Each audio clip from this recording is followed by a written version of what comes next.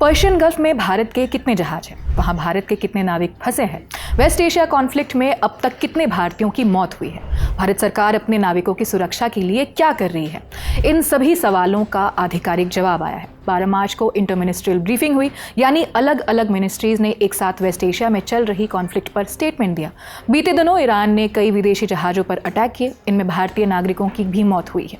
Iran के इस रुख ने मैरीटाइम सिक्योरिटी को लेकर चिंता बढ़ा दी है। ये चिंता इसलिए भी वाजिब है क्योंकि पर्शियन गल्फ में मौजूद स्ट्रेट ऑफ हॉर्मुज पैसेज से भारत 40% तेल इंपोर्ट करता है। ऐसे में भारत की एक बड़ी मैरीटाइम वर्कफोर्स का इस रूट पर आना जाना है। एनर्जी सिक्योरिटी के लाइफ सिक्योरिटी भी चिंता बन गई है। इस पर शिपिंग मिनिस्ट्री के सचिव राजेश कुमार सिन्हा ने प्रेस ब्रीफिंग में जवाब दिया है। उन्होंने बताया, इस समय पर्शियन गल्फ में 28 ऐसे जहाज हैं जिन पर भारत का झंडा है। इनमें से 24 जहाज स्ट्रेट ऑफ हॉर्मुज के पश्चिम में है, जिनमें 677 भारतीय नाविक सवार हैं। 4 जहाज स्ट्रेट ऑफ हॉर्मुज के पूर्व में है, जिनमें 101 भारतीय नाविक मौजूद हैं। सभी भारतीय जहाज़ों और उन पर मौजूद क्रू मेंबर्स की निगरानी की जा रही है। अधिकारी, शिपिंग कंपनियां और रिक्रूटमेंट एजेंसियां भारतीय दूतावासों के साथ मिलकर काम कर रही है ताकि नाविकों की सुरक्षा और इलाज का इंतजाम किया जा सके, और ये अभी भी जारी है।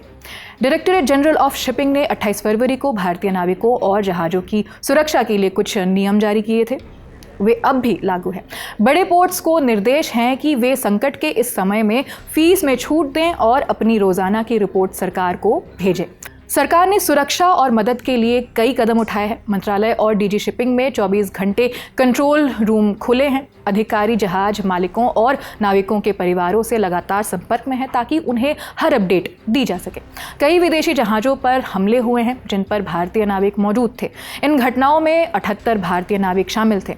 इनमें से 70 नाविक पूरी तरह सुरक्षित है, 4 नाविक घायल है, लेकिन उनकी हालत अब स्थिर है। 3 नाविक की मौत हो गई है, 1 नाविक अभी भी लापता है। सरकार पर्शियन गल्फ के हालात पर पैनी नज़र रख रही है। सरकार का कहना है कि हम अपने नाविकों की भलाई और भारत की समुद्री हितों की रक्षा के लिए पूरी तरह तैयार है। शिपिंग मंत्रालय ने ये साफ किया है कि भारत न केवल अपने जहाज़ों की पल पल की निगरानी कर रहा है, बल्कि विदेशी जहाज़ों पर मौजूद भारतीयों की सुरक्षा के लिए भी अंतर्राष्ट्रीय स्तर पर तालमेल बिठा रहा है। अब नजरें इस बात पर टिकी है कि ये पैसेज कब दोबारा सामान्य और सुरक्षित होगा, क्योंकि साउथ एशिया के अलग अलग देश एनर्जी क्राइसिस के रूप में इसका खामियाजा भुगत रहे हैं। इस खबर में फिलहाल इतना ही। कैमरे के पीछे प्रशांत है, मैं हूं आकांक्षा गोगोई। आप देखते रहिए दिल लंडन। शुक्रिया।